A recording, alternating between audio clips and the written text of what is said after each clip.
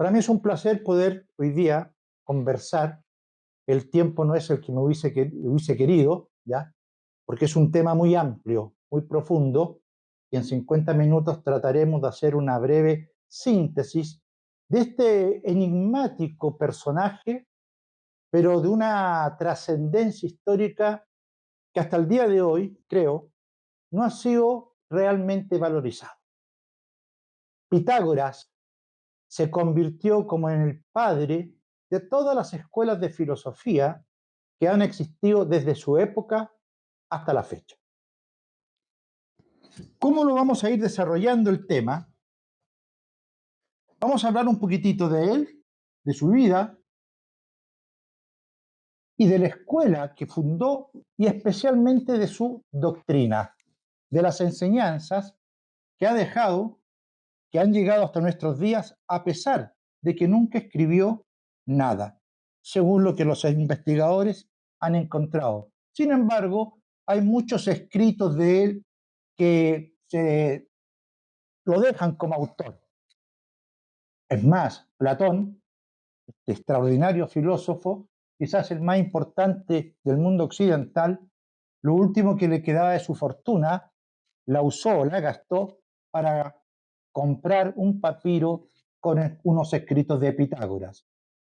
Por lo tanto, hay ahí discrepancia. ¿Escribió o no escribió? Porque si se quiso comprar un trozo de una de sus obras, es porque habría dejado algo. Pero aparentemente fueron sus discípulos los que fueron colocando en el papel sus enseñanzas y sus escritos. Al final de la charla voy a dar un espacio para todas las inquietudes, preguntas o dudas que quieran plantear, lo cual no quiere decir que las vaya a responder. Nació en el 570 a.C., en una isla del Mediterráneo llamada Samos. Recordemos que en esa época el helenismo, la antigua Grecia, no se componía solamente del país de Grecia, tal cual lo conocemos hoy día, sino que abarcaba una serie de islas y fundamentalmente las llamadas costas jónicas o Asia Menor, ¿ya? Nesarco y Pitas son los padres de Pitágoras, que venían o eran descendientes aparentemente del rey de la isla de Samos. Ahora, el padre era de una situación económica cómoda, ¿ya? Era un comerciante. Se dice que desde muy joven Pitágoras va a acompañar al padre en muchos de sus viajes, lo cual le va a permitir conocer geográficamente muchos lugares. Y en aquella época viajar no es como ahora viajar. Era difícil, era complicado, no existían como las comodidades que tenemos hoy día. Y además era muy importante el poder viajar porque les daba a ellos una visión mucho más amplia de la cultura helénica o la cultura griega. Va a ser formado, va a aprender, va a estudiar a través de varios personajes, varios maestros. Los más importantes van a ser Tales de Mileto, considerado el primer presocrático, o sea, el primer pensador de la filosofía griega, Anaximandro, discípulo de Tales, y Ferecides, poco conocido, pero que va a tomar un papel fundamental en la formación de Pitágoras y en todo lo que es la filosofía griega. Ferecides va a ser el primer filósofo griego que va a traer dentro de sus doctrinas la llamada transmigración de las almas o como la conocemos comúnmente, la reencarnación. La influencia que va a tener sobre Pitágoras es tan grande que se cuenta que Pitágoras lo acompañó las últimas semanas, los últimos días, antes de morir. Ferecides habría estado muy enfermo, cayó enfermo, y Pitágoras dejó sus actividades normales para acompañar a su maestro, demostrando no solamente un agradecimiento, una devoción propia de esta relación maestro-discípulo, de esta llamada cadena de oro que viene desde la antigüedad hasta nuestros días acompañándonos y que ha permitido de una u otra manera que el fuego del conocimiento y de la sabiduría no desaparezca. Bueno, también se dice que una sacerdotisa de Delfos, del mismo lugar donde va a extraer este gran pensamiento, este gran lema Sócrates, que es: conócete a ti mismo y conocerás los dioses y el universo. Le habría enseñado los primeros principios de la ética. La ética y la moral en la antigüedad eran lo mismo. Se puede traducir ética, que viene del griego ethos, y moral, del latín mores, como costumbres o hábitos. Y se refieren a la ciencia de los valores o principios con los cuales un hombre se construye a sí mismo y indudablemente le permite relacionarse con los otros. Lamentablemente, con el correr de los siglos, estos dos términos se divorciaron y dejaron la ética como los principios filosóficos de los valores y la moral como la práctica de esos valores. Ese error, a Occidente en especial, le ha costado sumamente caro en los últimos 2000 años, porque nosotros hoy día permitimos que alguien pueda pensar de una manera y actuar de una forma distinta, ¿no es cierto? Y ese divorcio interno que se va produciendo, en el cual yo voy a actuar de acuerdo a la conveniencia, aunque piense que debo hacerlo de otra manera, lleva al hombre a una angustia, a un problema existencial, a la depresión que hoy día está tan de moda. Hoy día, quien no sufre de 2 más 1, o sea, estrés, como que está fuera de órbita, ¿no es cierto? Hay que sentirse estresado, hay que sentirse deprimido. Con Pitágoras, que fue un magnífico conocedor de la psicología humana, vamos a darnos cuenta que eso era innecesario cuando la filosofía se convierte en un estilo de vida, en una actitud ante el mundo, en una nueva visión de la realidad, en una forma de vida real, auténtica y eminentemente más humana. Dentro de su formación, vamos a encontrar en Pitágoras una gran cantidad de viajes que va a realizar y donde no los realiza como turista, sino que se va a estudiar, a preparar. No sabemos cuánto tiempo estuvo en cada uno de estos lugares, pero fue a Egipto que aparentemente donde habría estado más tiempo y donde habría recibido gran parte del conocimiento de lo que podemos conocer como las matemáticas sagradas, que posteriormente vamos a encontrar que se desarrollaron mucho dentro de su escuela. También Asiria, Babilonia, que eran centros filosóficos iniciáticos en aquella época muy fuertes, donde se reunían grandes sabios y formaban a sus discípulos. Y también hay una, comillas, mito o leyenda de que habría visitado la India. Es probable que efectivamente lo haya hecho. Cuando uno va estudiando un poquitito su doctrina, se ve que ha extraído muchos elementos filosóficos de las antiguas escuelas de la India. Incluso la leyenda dice que a la India se le habría conocido con el nombre de Yavanacharya, ¿ya? Busqué el significado del término, no lo encontré. Así que si alguien por ahí puede saber qué significa, porque los nombres en la antigüedad tenían sentido, significaban algo. Hoy día nos bautizan de cualquier manera. Bueno, alrededor del año 530 va a abandonar su isla, su tierra natal, su patria, producto de cierta tirantez y dificultades con un tirano de aquella época. Que el tirano de la antigüedad no es nuestro tirano actual, ¿ya? Normalmente, y no se malentienda lo que voy a decir, ¿ya? El tirano de nuestra época es un hombre inculto. El tirano de la antigüedad era un hombre culto. Y esa diferencia a veces puede significar mucho. Bueno, dado esto, se va a trasladar a lo que se conoce la Magna Grecia, el sur de Italia, y se va a instalar en la ciudad de Crotona. Ya ha hecho los viajes que mencionamos anteriormente, se ha preparado, se ha formado, ya tiene un núcleo de discípulos, se trasladan a la ciudad de Crotona, al sur de Italia, y se instalan ahí, fundando la que se considera la primera escuela de filosofía. Hubieron probablemente antes otras, pero con las características, la estructura que le va a dar Pitágoras es la primera y va a servir como modelo para el resto de las escuelas de filosofía hasta nuestra época. Muere en Metaponto, a donde tuvo que huir, puesto que en un determinado momento, en la ciudad de Crotona, como lo vamos a ver más adelante, un ex discípulo que no estuvo a la altura de las enseñanzas, le tomó cierta envidia. Vamos a llamar envidia por no decir otra cosa, ¿ya? Y en un determinado momento que Pitágoras anunció la posibilidad de un terremoto en un lugar determinado, o un día determinado, y el terremoto fue así, entonces aprovechó de la situación para decir, Pitágoras provocó el terremoto, lo cual indica que maravilloso, ¿no? Un hombre que pueda provocar un terremoto.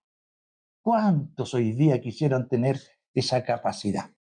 Y eso hizo que levantar a toda la población de la ciudad de Crotona e irse en contra de la escuela de filosofía. Una versión dice de que habría muerto quemado ahí con la gran mayoría de sus discípulos y que una hija de él habría rescatado algunos escritos de Pitágoras. Pero la mayoría de los investigadores aceptan el hecho que habría alcanzado a huir y se habría refugiado en Metaponto, donde posteriormente falleció. O sea, a los libres pensadores, a los idealistas, a los filósofos, ya hace 2500 y más los vienen persiguiendo. ¿Ya? No es algo de ahora. Veamos un poquito de su vida y de su obra. ¿Ya? Es más un mito y una tradición que vamos a encontrar en la filosofía griega y en la filosofía presocrática que hechos históricos sobre la vida de Pitágoras y de sus enseñanzas. Como dice aquí, todo lo que sabemos hoy fue grabado por discípulos de él, ¿ya? Cuando decimos grabado, escritos, ¿no? En aquel entonces no existía el WhatsApp y el Internet, así que... Y algunos filósofos e historiadores que vivieron 2 o más siglos después de Pitágoras se dedicaron a recopilar muchas de estas enseñanzas. Ese trabajo hoy día puede parecer una nimiedad. Es un trabajo extraordinario, recopilar las enseñanzas de estos sabios y luego además escribirla lo que ibas escuchando. Nosotros tenemos una memoria de hormiga, ¿sí o no? O sea, salvo alguna cosa que realmente nos interesa, por lo general olvidamos todo. Y ya a cierta edad, como el que está hablando, a veces nos tenemos que mirar el carnet para no, se nos puede olvidar hasta el nombre, ¿no? Pero tenemos, bueno, en la antigüedad, como el escribir no era exactamente un arte muy promulgado, ¿ya? Y además estaba en formación el lenguaje, el abecedario griego, que era un extracto de un lenguaje fenicio, la mayoría de las enseñanzas eran orales y había que memorizarlas. De hecho, como anécdota, se cuenta que Alejandro Magno, lo ubican de nombre por lo menos, se sabía de memoria la Ilíada escrita por Homero. Y eso lo llevaba a sentirse una reencarnación de Aquiles. Pero eso era muy común en la antigüedad, memorizar ese tipo de cosas. Bueno, todo lo que sabemos, como decimos, fue producto de ellos. Y algunos comentarios escritos por posteriores pensadores, como el caso de Aristóteles, Platón, Genófanes. Heródoto hace un poquito de mención, algo de él, en los llamados 9 libros. ¿Por qué es importante destacar la figura de Pitágoras? Porque Pitágoras no vive ni es protagonista de una época en la cual no hay grandes personajes. Grecia, en aquella época, en aproximadamente 200 años, tiene toda esta cantidad de sabios. La mayoría son los conocidos presocráticos. Empédocles, Demócrito, Anaxágora, Demócrito, etcétera, etcétera. Y entre todos ellos, el que se va a destacar va a ser Pitágoras. Entonces, cuando nosotros vemos que un sabio se destaca por encima de los demás, es como para pensar estamos ante una figura extraordinaria. Es el primer pensador que se autodenomina filósofo. Se cuenta que hay dos versiones, pero no importa cuál. Al final es lo mismo. Una que un discípulo le habría preguntado si él era un sofos, vale decir un sabio, y que él respondió que en verdad era un filósofos, o sea, un amante de la sabiduría. A contar de ese momento se va a acuñar el término filosofía, amor a la sabiduría. Eso es lo que significa, ¿eh? Yo sé que a lo mejor uno puede ir a un diccionario, una enciclopedia, libros de filosofía y buscar 100.000 definiciones de filosofía y los sesudos dan unas explicaciones extraordinarias. Filosofía significa eso. Vámonos a lo simple y lo sencillo que los sabios nos enseñaron. Eso es lo que significa. ¿Quiere decir que antes no había filosofía? No. Siempre hubo filosofía. El amor a la sabiduría es algo innato, intrínseco al ser humano. Levanten la mano izquierda todos aquellos que tienen hijos aquí, pequeños ojalá. Y los que tienen hijos ya grandes, levanten la mano derecha. Ya. Y las dos manos los que no tienen hijos. Es para que hagan un poco de ejercicio, que era una de las cosas que normalmente también proponía Pitágoras. Un niño, desde que nace, comienza con el espíritu de saber. No habla, pero tiene sus sentidos más o menos desarrollados, por lo menos la vista y el oído, ¿no es cierto? Y comienza a mirar y escucha y se intriga, quiere saber. Y ya cuando puede comunicarse, comienza a preguntarle a los padres, papá, ¿por qué solo en la noche se ven las estrellas? Papá, ¿por qué el pasto es verde y no de otro color? Y empieza a hacer preguntas, ¿y qué es lo que hacen los padres? Se desesperan.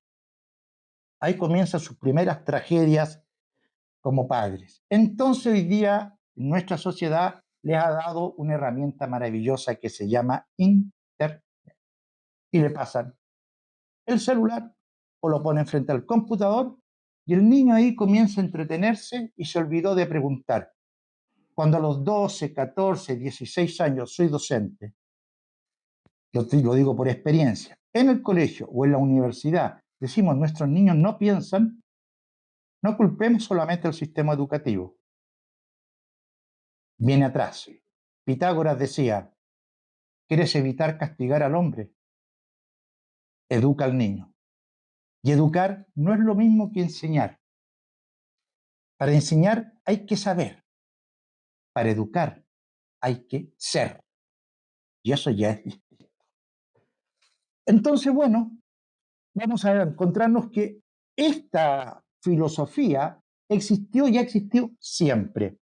Es propia del ser humano. Naturalmente nacemos filósofos. Como naturalmente se podrá nacer pintor, poeta, ¿no es cierto? Naturalmente todos somos filósofos. Antes de acuñar el término filosofía, en la antigüedad se hablaba de sabiduría, no de amor a la sabiduría, sabiduría. Y todo aquel que sabía era un sabio. A lo mejor no sabía todo, no era el gran sabio que nosotros nos podemos imaginar hoy día, pero estaba en el camino. En el caso de Pitágoras y de muchos otros, parece que su sabiduría era extraordinaria, porque sabían absolutamente de todo. ¿Qué busca la sabiduría? Los principios primeros que provocan o producen todos los fenómenos del universo. Y conocernos o enseñarnos cuáles son las leyes que rigen la vida. ¿Para qué? Para aprender a vivir. Puede parecer de perogrullo lo que digo, pero nosotros no nos enseñan a vivir, sino que tenemos que ir improvisando a lo largo de los años, ¿no? Bueno, la filosofía precisamente busca, a través de una educación, comillas, filosófica, enseñarnos a vivir. ¿Y cuál es la característica fundamental que va a tener el ser humano que lo diferencia del resto de los reinos de la naturaleza, hay una herramienta, hay un instrumento maravilloso. Se llama mente. ¿La conocen? ¿Y por qué se sonríen? Si yo les preguntara, defínanme lo que es la mente. Yo no sabría cómo definirla. Yo sé que tengo algo ahí, parece que le llaman mente, pero definirla me costaría. ¿No es cierto? ¿Y por qué nos cuesta definir algo? Porque no lo conocemos. Y lo que no conocemos lo usamos muy poco. Yo diría, como dijo una autora sobre los orígenes de la filosofía griega, Teresa Oñate, debemos volver a los griegos, porque debemos volver a empezar a pensar. Nos hemos olvidado, lamentablemente, de ello. Estos pitagóricos, impulsados, guiados por Pitágoras, no se van a cuestionar solamente elementos filosóficos para su propio desarrollo, comillas, personal, sino que les va a enseñar a comprometerse con su momento histórico. O sea, entrar en la política como ciencia. La política como ciencia tiene sus leyes, tiene sus teorías y tiene su, digamos, fin, su finalidad, que es desarrollar la convivencia a través de cultivar la justicia. Por eso hoy día no tenemos política, tenemos una sobrevivencia social. Entonces, los pitagóricos va a ser la primera escuela de filosofía que se va a comprometer en ayudar en su sociedad a provocar un cambio. Y ese cambio va a ser a través de la educación. Dice aquí, la filosofía de Pitágoras va a buscar fundamentalmente la purificación en sí. Es una forma de escapar de la rueda de Ananti, la rueda del samsara, le llamarían los hindúes, que es la rueda de la vida, de la necesidad, de estar atrapados en algo que no sabemos cuál es el sentido de ella. ¿Sabemos cuál es el sentido de la vida? Con suerte sabemos el sentido de nuestra vida, pero encajar todo nos cuesta y ahí estamos en esa lucha diaria continua, ¿no? ¿Qué es lo que nos va a entregar la filosofía pitagórica? Una visión global sobre el universo y el hombre. Y no se refiere al universo físico, sino también a esa parte del universo inmanifestado que no vemos con los sentidos, pero que no quiere decir que existe, porque en ese que está detrás están los motores ocultos, las leyes ocultas que mueven todos los fenómenos del universo. Probablemente aquí muchos habrán leído más de alguna vez el Kybalión y los 7 principios herméticos, ¿no? Y se refiere precisamente a esas leyes del universo, que no son fáciles de entender porque nunca nos preocupamos de reflexionar en ellas. Conocer el universo es conocer también al hombre, puesto que los antiguos decían que el macrocosmo tenía un reflejo en el microcosmo, el hombre. Las mismas leyes que rigen al universo van a regir también al ser humano. ¿Qué sabemos de nosotros mismos?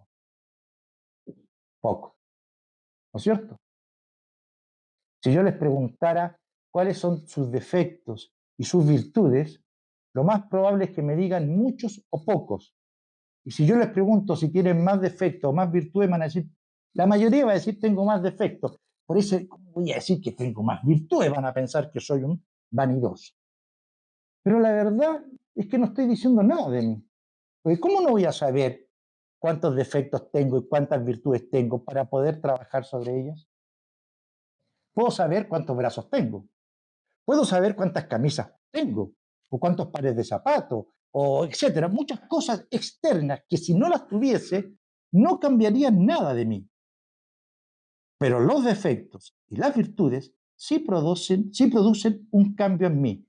Y a eso se refiere Pitágoras con la purificación. Vamos a pulir al hombre. El hombre es como un gran diamante que está bañado de barro. hay que limpiarlo. Y esa purificación va a tomar características místico-religiosas en la Liga Pitagórica o en la Escuela de Pitágoras. No es una religión como nosotros la entendemos, ¿ya? Sino que es una actitud religiosa ante la vida. Es una práctica espiritual que busca curar el alma. Religión viene de religare, que significa volver a unir. O sea, hay que unir lo que está desunido. Brillante lo que dice. Pero está unida nuestros pensamientos con nuestros sentimientos y ellos con nuestras palabras y con nuestros actos. No, ¿no es cierto? Entonces, a eso se refiere la actitud religiosa, volver a unir. Es lo mismo que significa en la India yoga. Yoga viene del yug, que significa unión. O sea, las actitudes, las posturas, las creencias o los credos religiosos para el antiguo eran la búsqueda de la unificación del alma para unirse consigo mismo, unir su mente, su sentimiento y sus actos. Un hombre coherente, disculpado, un hombre coherente. Y eso es lo que más se necesita. Por lo tanto, todo aquello que no buscaba la unión, sino la desunión, no era religioso. ¿Tenemos religiones actuales? Por eso se dice que cuando Pitágoras visitaba una ciudad, nunca iba a enseñar, iba a sanar. Era un médico de almas, podríamos decir de alguna manera. Como dice acá, la escuela pitagórica, en sus peculiaridades religiosas y ascéticas, fue similar a los misterios órficos, las religiones fundadas por Orfeo, y cretenses, que es sobre la civilización minoica. Ya vamos a ver un poquito de eso. Así como de los misterios de Egipto, caldeos y otros países o naciones. ¿Qué son los misterios? Los misterios, todo conocimiento profundo, interno, que nos puede enseñar qué es el universo o el hombre y que nosotros desconocemos. Vale decir que el misterio abarca gran parte de todo. Si ustedes ven esa mural, ese dibujito que está allá, van a darse cuenta que hay un hombre que está como saliendo de un semicírculo, de una burbuja, algo, ¿no es cierto? ¿Lo ven? Cuando se levanta el velo y mira hacia afuera, ¿con qué se encuentra? Con un inmenso universo. Y se da cuenta que es más lo que le falta por saber que lo que realmente sabe. Esos son los misterios, aquello que todavía no descubro. Y ese es el filósofo, aquel que levantó el velo y dice, qué maravilloso que es todo lo que me falta por saber. Podemos sentirnos agobiados, sí, es verdad. Porque uno dice, oye, con todo lo que me falta, esta vida no me alcanza. Pero hay un primer objetivo para investigar que nos propone Pitágoras y la mayoría de los presocráticos, que es a nosotros mismos. Si yo descubro quién soy, dicen, porque yo no lo he logrado todavía, vamos a empezar a descubrir y a conocer el universo y todos los misterios que en él encierra. Recuerdo en este momento cuando a Julio César le preguntaron, ¿crees en Dios o en los dioses?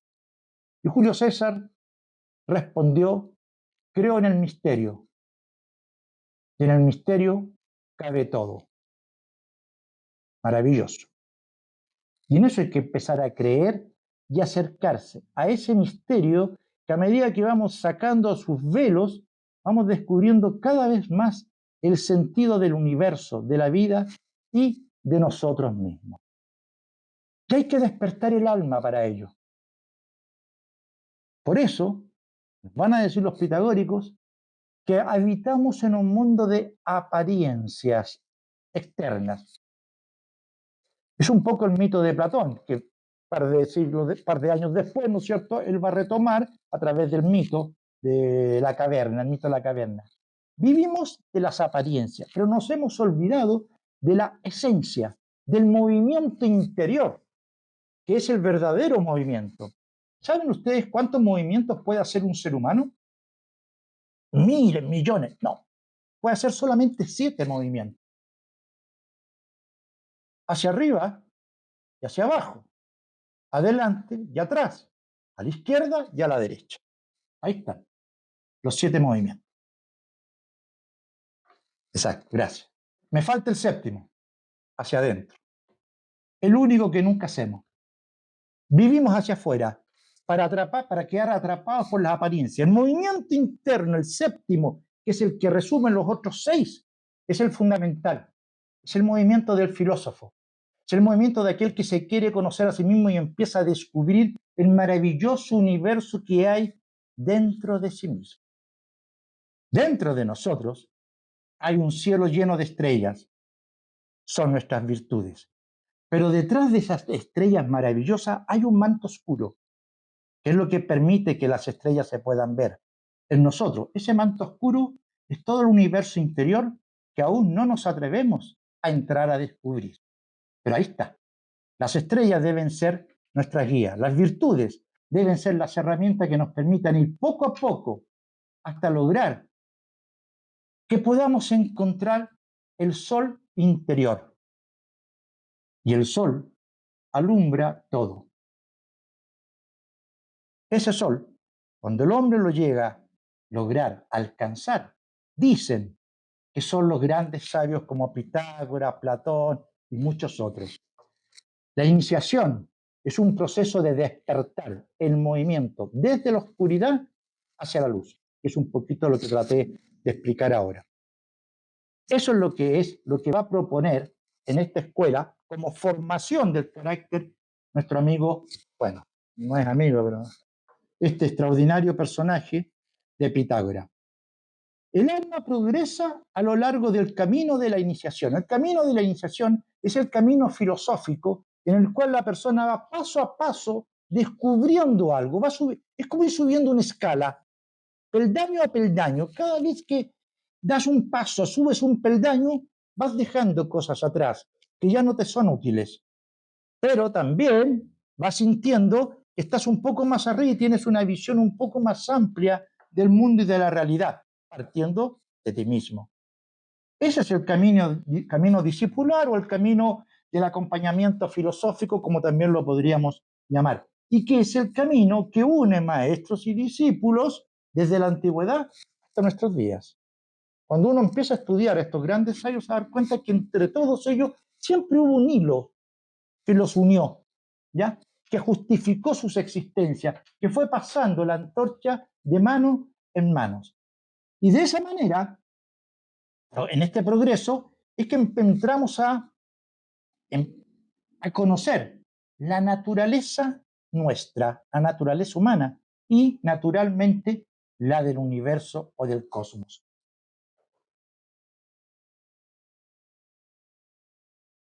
Las enseñanzas son orales, o sea, en vivo y en directo. Ustedes dirán, bueno, ¿qué tiene especial eso? Es que hoy día, por ejemplo, nuestras grandes comunicaciones se están dando a través de los famosos clases, reuniones online, ¿no es cierto? Que quedaron de moda después de la pandemia.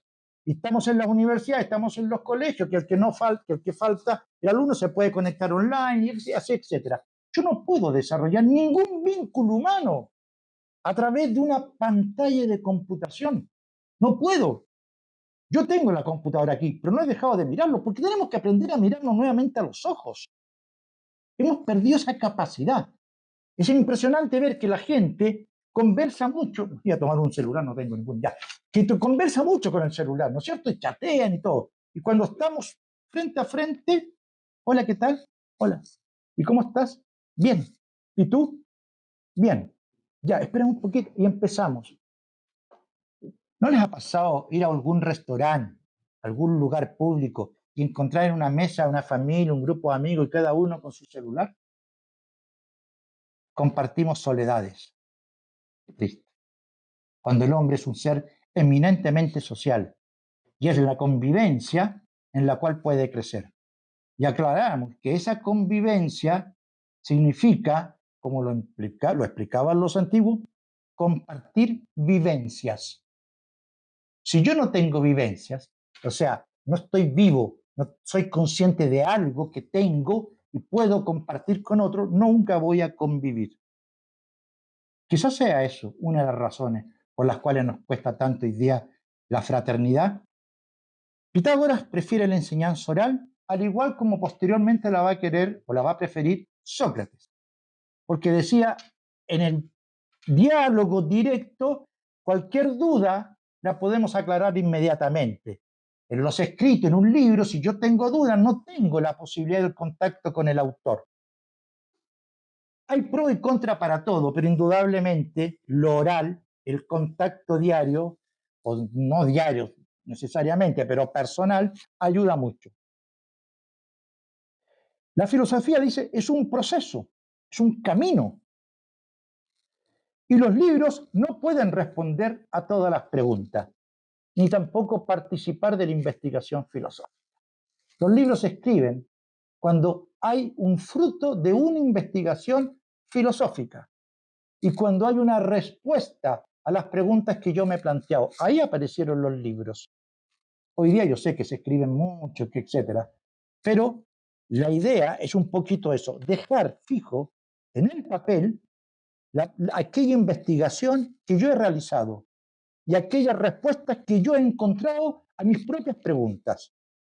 Ahora, el problema va a ser que el lector va a tener que, a través de eso, entrar en comunión con el autor. Y lo que no pueda preguntar,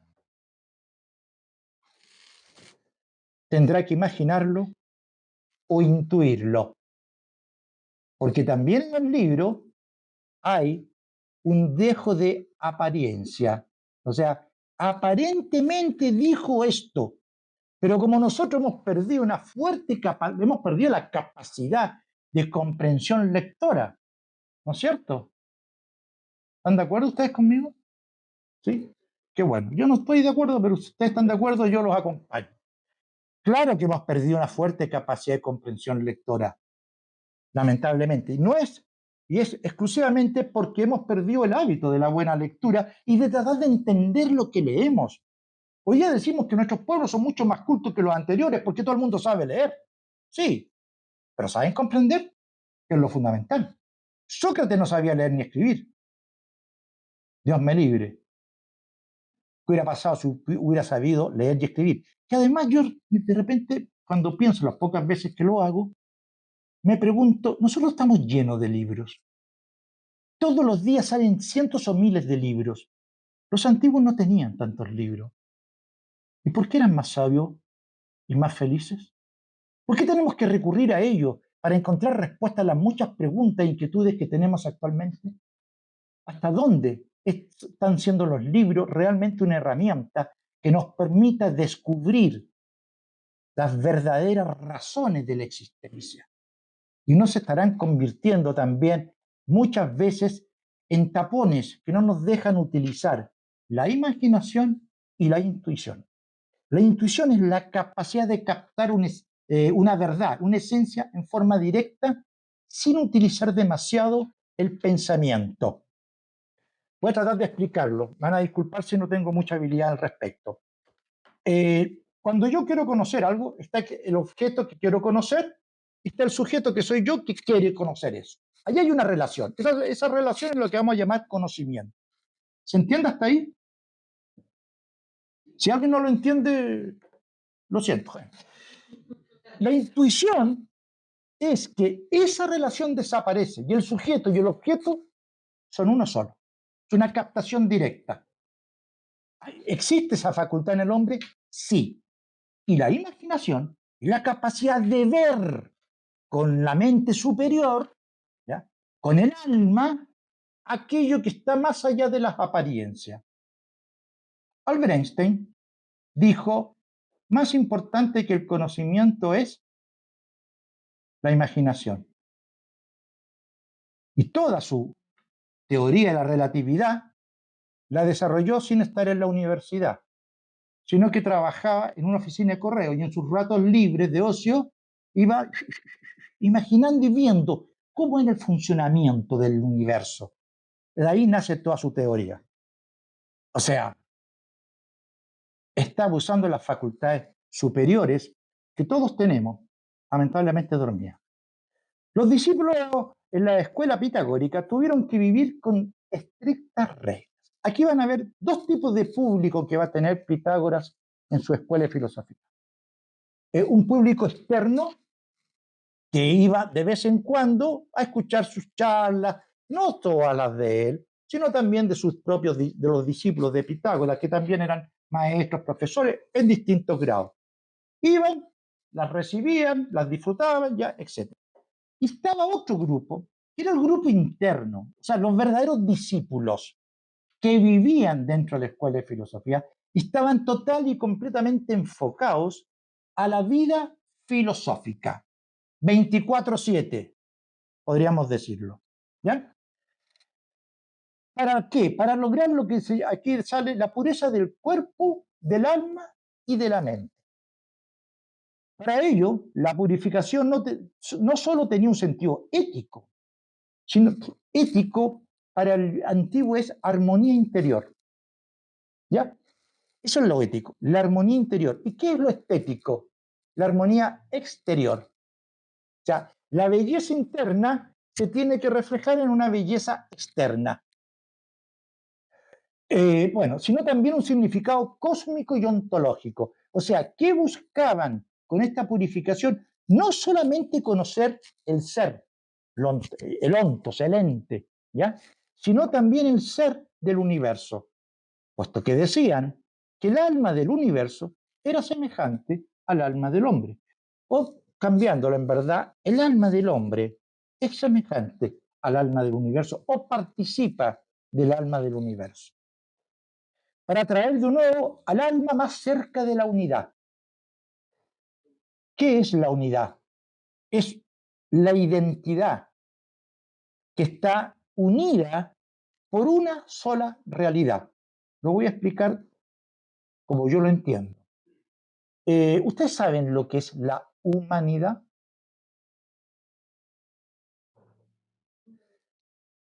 Claro, conjunto, mucho, plural.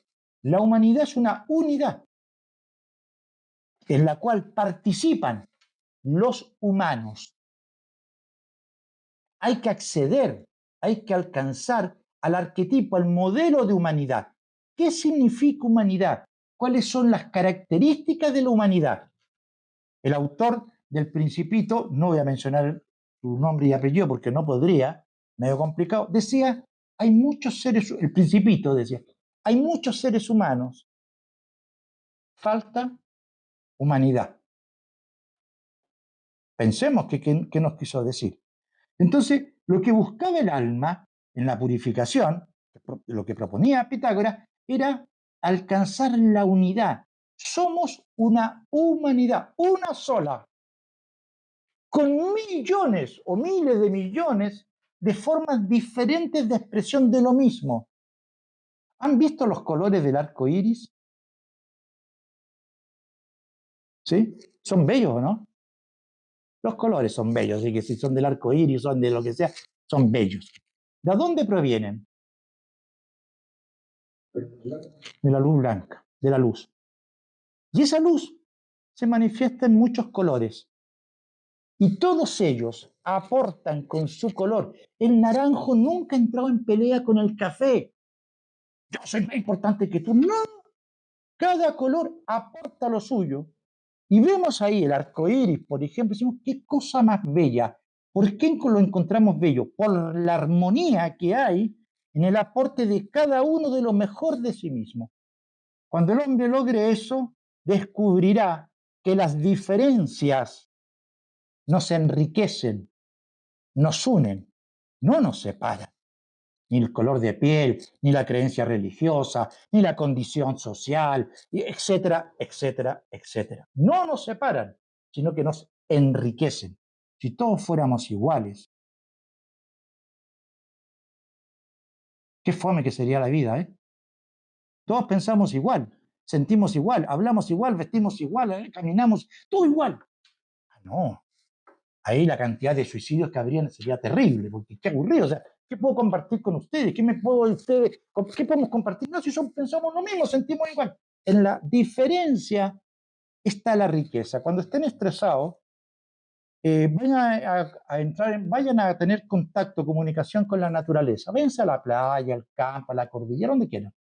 Y van rápidamente a armonizarse, ¿no es cierto? ¿Sí o no?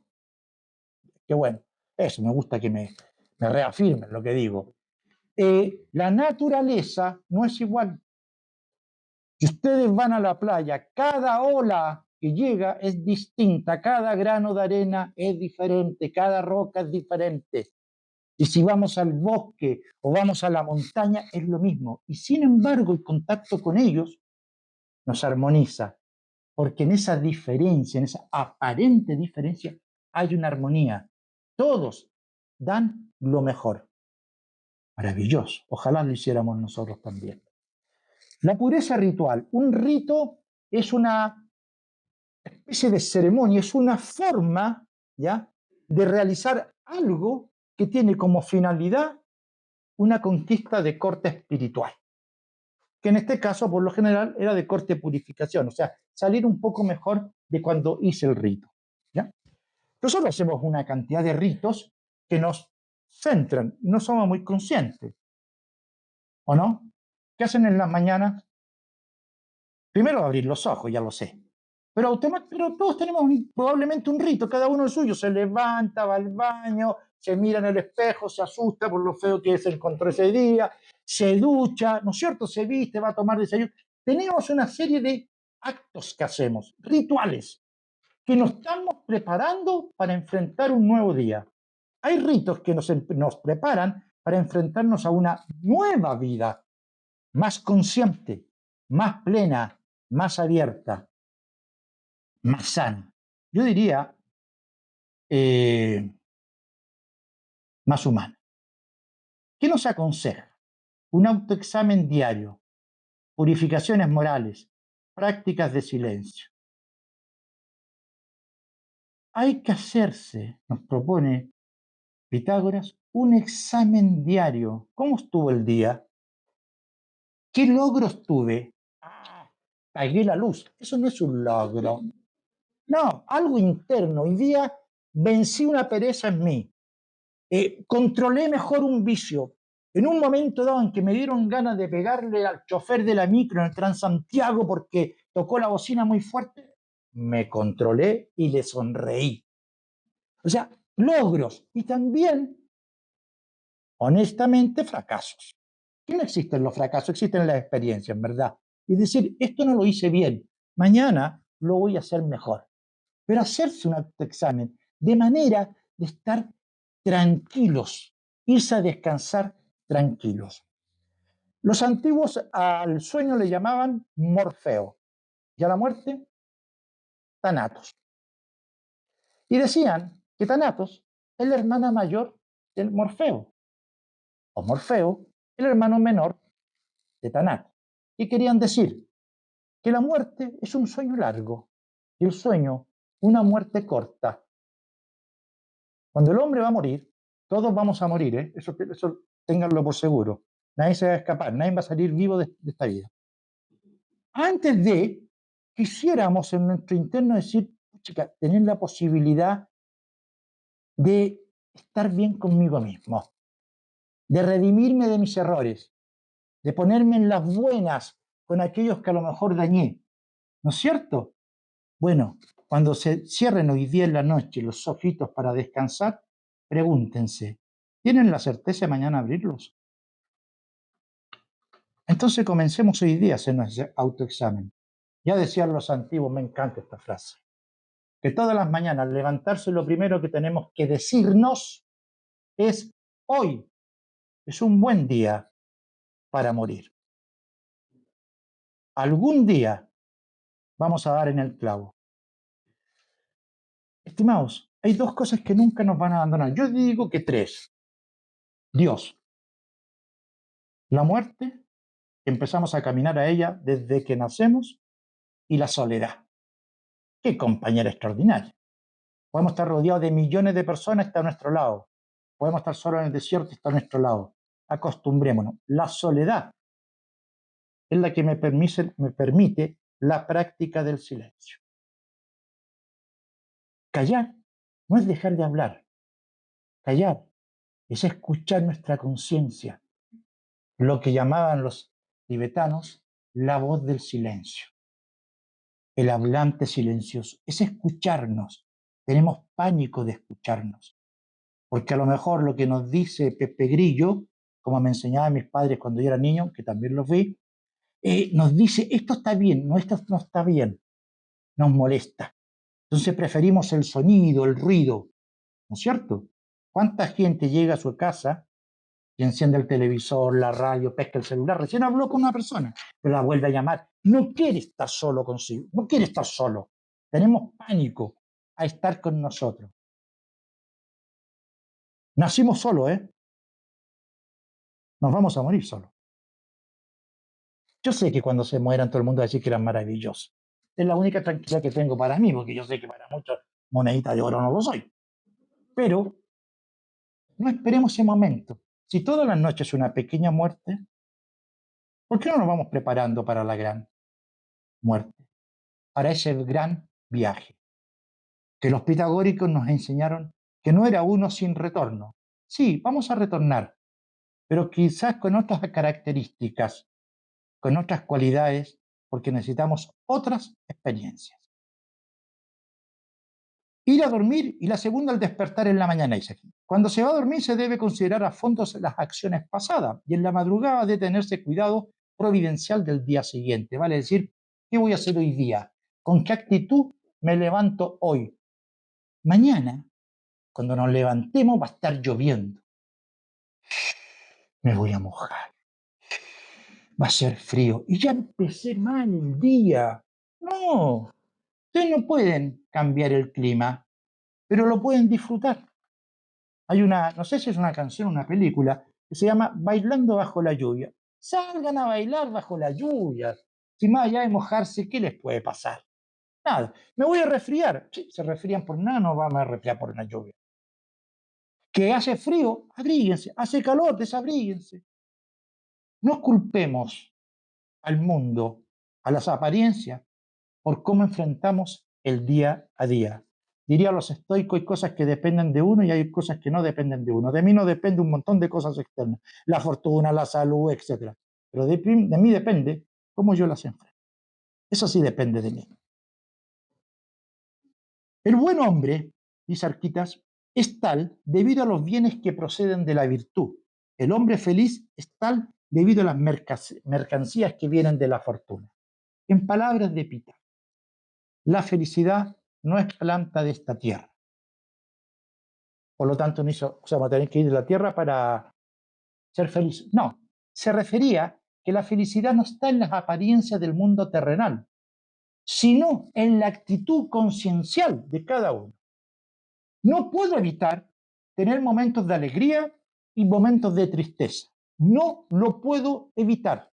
Aunque queramos no tener momentos de dolor, los vamos a tener. La diferencia, el hombre feliz es el que está por encima de esos dos momentos, de esos dos fenómenos afectivos, de alegría y dolor. Más allá de la alegría, más allá del dolor, hay una conciencia que en ambos casos está extrayendo enseñanza, un aprendizaje. Entonces siempre es feliz, porque sabe que del dolor algo aprenderá y de la alegría algo extraerá. Entonces cada día es distinto para él, es mejor. Cristo crucificado en la cruz estaba feliz. Sócrates bebiendo la cicuta estaba feliz. Bruno bajo la hoguera estaba feliz. Si ellos que sufrieron tanto estaban felices, es porque alcanzaron un estado de conciencia que podríamos quizás nosotros alcanzar. La amistad para los filósofos es amor. Yo no puedo tener un amigo y no amarlo, ¿no es cierto? Porque el amor es un sentimiento, no es un acto físico como la gente cree. hay tres cosas que hemos confundido y son distintas. El deseo, que es el instinto sexual que una vez satisfecho desaparece. El querer, que es el acto egoísta de poseer al otro para él. Y el amor, que es de acción inegoísta y que es alegría total. Entonces el amor, para el antiguo, es esa fuerza que lo impulsa a buscar la sabiduría. La amistad es una expresión de eso. Y era tal la unión y la amistad que había entre ellos, en la cual no solamente se apoyaban mutuamente, sino además, que esto es extraño hoy día encontrarlo, se obligaban a los demás. ¿Qué quiere decir? Yo a mi amigo le obligo a ser mejor y espero que mi amigo me obligue a ser mejor. Si es así, es porque realmente me ama. Si no, es porque no le interesa. Dice una anécdota que, ya me pasé la hora, pero no importa, ¿no es cierto? Que en una oportunidad un pitagórico iba camino a un santuario, pero pasó por un pueblito y era de noche, decidió quedarse en una posada. Se quedó ahí y enfermó. Por lo tanto, quedó en cama, ¿ya?, durante muchos días hasta que murió. Pero antes de morir, le pidió al dueño de la posada que colocara un símbolo en la puerta. Y punto. Murió. Lo enterraron y todo. Eso es lo que se hace con los muertos. Tiempo después pasó otro pitagórico por ahí, también camino al santuario, y vio este símbolo pitagórico en la puerta. Entró y le preguntó al posadero, ¿hay algún pitagórico acá adentro? No. Hubo, pero ya murió. Murió acá porque se enfermó. ¿Dejó una deuda? Sí, por lo que el tiempo estadía ahí, más el funeral. ¿Cuánto? Tanto. Tome, ahí siguió su camino. Porque ellos consideran que no era noble endeudarse o dejar deudas en la vida. Su hermano pitagórico le pagó esa deuda. También se permitía que tanto hombres como mujeres pudiesen ser miembros de esta escuela de filosofía. Y atento, porque yo sé que este es un tema que hoy día ha sacado tanta roncha. En la antigüedad no era tan común que las mujeres pudieran tener acceso al conocimiento. Pitágoras comienza a abrir esa puerta, que después la vamos a ver en Platón y en muchos otros, ¿no? Abren esa puerta porque rompen con eso de el hombre o la mujer como contrincante, sino que los ven como complemento. Mire qué interesante. ¿Saben que ustedes tienen dos manos y que son distintas y que en apariencia son opuestas? En apariencia. Si fuesen igual, yo no podría tomar un jarro, por ejemplo. Necesito que tengan características distintas para hacerlo. Ese es el complemento. Y en otras cosas más. Porfirio va a decir, todos los seres animados son de la misma familia. ¿Sabe lo que significa animado? Que tienen alma. ¿Y qué no tiene alma?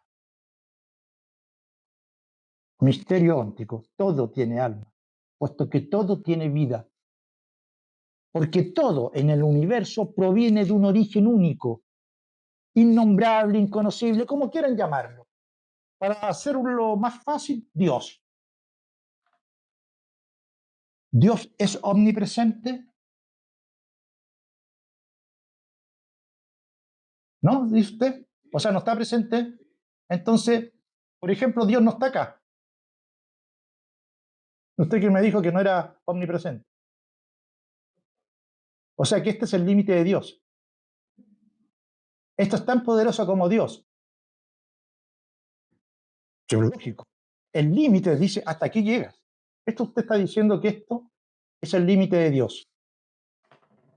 El alma universal, o Mahat, como la llamaron en Egipto, es omnipresente y es omniabarcante.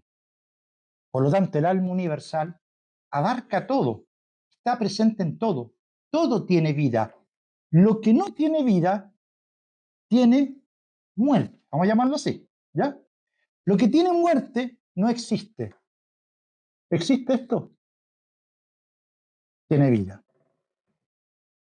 Para eso, Pitágoras va a dividir a sus discípulos en dos grupos.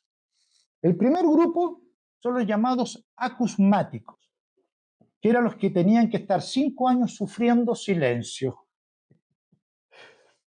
Yo me río porque nosotros no sé si podríamos haber podido vivir esos 5 años en voto silencio. O sea, solamente van a hablar cuando le dirijan la palabra. ¿Ya? De manera que, ¿qué provoca este silencio? Uno se puede preguntar, ¿de qué me sirve? Que vas a terminar por acallar tus emociones, se van a centralizar, la mente se va a tranquilizar. Y cuando se tranquiliza la mente, ves las cosas con profundidad. Imaginémonos la mente como un lago. ¿Lo voy a imaginar? Un lago que está limpio, las aguas están limpias, ¿ya? Si yo tiro una piedra, se producen ondas, se mueve todo y no puedo ver con claridad el fondo. Cuando el lago queda quieto, yo puedo mirar el fondo. Cuando la mente se aquieta, yo puedo entender más cosas de lo que uno cree que podría comprender. Entonces el silencio buscaba aquietar la mente. Y además, trabajar sobre el carácter del discípulo. El que era muy charlatán, como el que habla, lo hacían mantenerse más callado. El que era muy perezoso tenía que hacer más actividad física. El que era hiperkinético tenía que estar más tranquilo. O sea, para ir puliendo su personalidad, su carácter. Y luego están los matematicoi, o matemáticos, que se puede traducir como los que saben. ¿Ya? De ahí viene el término matemática, que significa sabiduría, de otra manera, ¿ya? A los primeros les confió las ciencias más perfectas, al segundo grupo un conocimiento más moderado, a los acusmáticos, sin explicaciones detalladas. Los acusmáticos vivían en sus propias casas y solo iban iban a las sesiones en la escuela de filosofía, ¿ya? Estaban a prueba 5 años. El personaje que va a levantar a las masas de Crotona para irse en contra de la escuela de Pitágoras fue acusmático, pero no lo superó. Y provenía de una familia más o menos importante dentro de Crotona, que estaba influida por lo político, entonces se sintió rechazado, porque la escuela de filosofía en aquel entonces era como la gran universidad de esa ciudad. Me rechazaron de ahí, no fui capaz. Entonces el odio lo llevó a que tomar esa decisión. Y los matemáticos eran los que vivían continuamente ahí en la escuela de filosofía. Les enseñaba el mismo Pitágoras y debían vivir bajo estrictas reglas de convivencia. Hay dos dioses, dos divinidades, dos fuerzas de la naturaleza que van a estar presentes en toda la filosofía pitagórica. Apolo, que significa el sin polo, y Dioniso. Como dice aquí, la escuela filosófica, el pitagorismo, es también una especie de orden religiosa. Ya expliqué lo que era lo religioso, ¿no? Muy parecida a la religión o secta órfica. El término secta en la antigüedad no tiene la connotación peyorativa que hoy día se utiliza, ¿ya? ¿Qué significa secta? Para aclarar. Es un sector. Todas las religiones, todos los grupos humanos son un sector, no son una totalidad. Es lo mismo que partidos políticos, son una parte. Entonces, la connotación que hoy día le queremos dar no corresponde, no es adecuada. Aunque no Dionisio, sino Apolo era el dios principal de la escuela. ¿Qué representa cada uno de ellos? Apolo es la unidad. Por eso dije sin polos, completo, pleno. Representa la belleza y la armonía. La belleza es completa. No es una poquito bello, no, es bello. Punto. Y la armonía, bueno, es el orden cósmico, ¿no es cierto? Y Dioniso, que va a representar como la multiplicidad, pero más que eso es el entusiasmo. ¿Sabes lo que significa entusiasmo? Yo no. Significa enteos, Dios en uno, Dios en mí. Entonces el entusiasmo no es alegría, es sentir la divinidad, la fuerza divina en ti. Y eso es gracias a la pureza de tu alma. Aquí hay algunos pensamientos, citas pitagóricas, pero se las voy a revelar algún día, en honor al tiempo. Pitágoras, cuando fue a nacer, y de ahí viene su nombre, se dice que su madre visitó una pitonisa y que ella le dijo que el niño que iba a nacer iba a ser muy bello, pero brillante, y que a través de su pensamiento iba a cambiar la sociedad o el mundo. Por eso le pusieron Pitágoras, el anunciado por la Pitria. Y sucedió eso. Cambió el mundo. Grecia, Occidente, estaba iniciando, estaba haciendo sus primeros pasos a través de los presocráticos de lo que va a ser la cultura griega o greco-romana incluso, y que va a llegar hasta nuestros días. Pitágoras, el gran productor, el gran arquitecto de esto. La historia de la humanidad es la historia de las ideas. La historia de la humanidad es la historia del pensamiento. La rueda de la historia se ha movido cuando han habido hombres capaces de poner su alma de punta, elevarse, pensar con lo mejor de sí mismo y atreverse a vivir esos pensamientos y esos valores. Esos hombres aparecen de vez en cuando en la historia de la sociedad. En los momentos más difíciles, más críticos, es cuando más se necesitan. Cuando hay desconcierto, cuando hay temor, cuando hay angustia, se necesita que vuelvan a aparecer los Pitágoras. Yo sé que no van a aparecer, o yo no voy a tener quizás la oportunidad de conocerlo. Pero sí nosotros, cada uno de nosotros, puede convertirse en un pequeño Pitágoras, en un pequeño anunciador de un nuevo amanecer. Busquemos ese Apolo que hay dentro de cada uno, esa completura, la pureza. Busquemos a Dionisio, ese entusiasmo que nos permita todos los días volver a levantarnos y agradecer a Dios, nuestro Señor y Rey del mundo, por tener un día más, no solamente para vivir, sino para poder compartir ese vivir. Tenemos que volver a rescatar el sentido profundo de la filosofía como herramienta, como un instrumento que nos va a abrir camino en medio de la noche. Es como una linterna. Cuando se va la luz física, todos nos quedamos a oscuras y cómo nos sentimos desorientados. Y empezamos a reclamar a las compañías eléctricas porque no hay luz. Pero nunca nos hemos dado cuenta que tenemos una oscuridad interior y que no tenemos a nadie a quien más reclamar que a nosotros mismos, que debemos volver a encender nuestra luz, nuestra antorcha interior, que está ahí, nuestro sol, que está en el centro del ser humano, en su corazón metafísico, no en el corazón físico. Y desde ahí volver a iluminar nuestra vida y la vida de quienes estén a nuestro lado. En la medida que cada uno de nosotros se comprometa consigo mismo, se comprometa con la filosofía como un modo, un estilo de vida, el mundo volverá paso a paso a ser un poco mejor y a mejorar.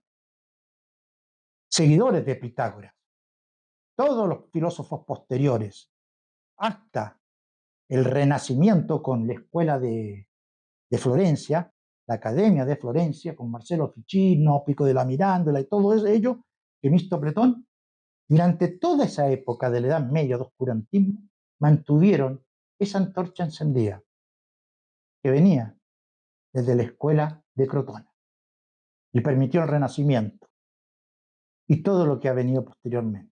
Hoy día nos encontramos en tiempos difíciles, lo sé, críticos. Estamos desconcertados, estamos con miedo. El miedo es el gran gobernante del mundo actual. ¿Saben cómo se vence el miedo? Con el amor. Es la única forma. Debemos volver a creer en la humanidad. Debemos volver a creer en nosotros mismos. Debemos volver a creer en los grandes sabios que en la humanidad ha habido y que habrán. Nosotros que somos muy pequeños, como dijo una gran filósofa del siglo XIX, no seremos un sol, pero podemos ser un humilde planeta que gira a través del sol. ¿Qué es el sol? Dios, la sabiduría, la verdad, el nombre que le queramos dar. Esta noche, con todas esas luces que hay que me han estado molestando todo el rato, quiero invitarlos a que se atrevan a vivir la filosofía como una forma de ser cada día mejores seres humanos y por ende más felices. Nueva Acrópolis existe va a cumplir 68 años en el mundo. Estamos en más de 60 países. Somos una escuela de filosofía en pleno siglo XXI. No somos sabios, pero somos tercos en tratar de ser un buen filósofo, de llevar un poco de amor, un poco de inteligencia, un poco de voluntad a donde estemos. Para aquellos que recién o han venido por primera vez, yo los invito a que se atrevan a caminar por este sendero maravilloso.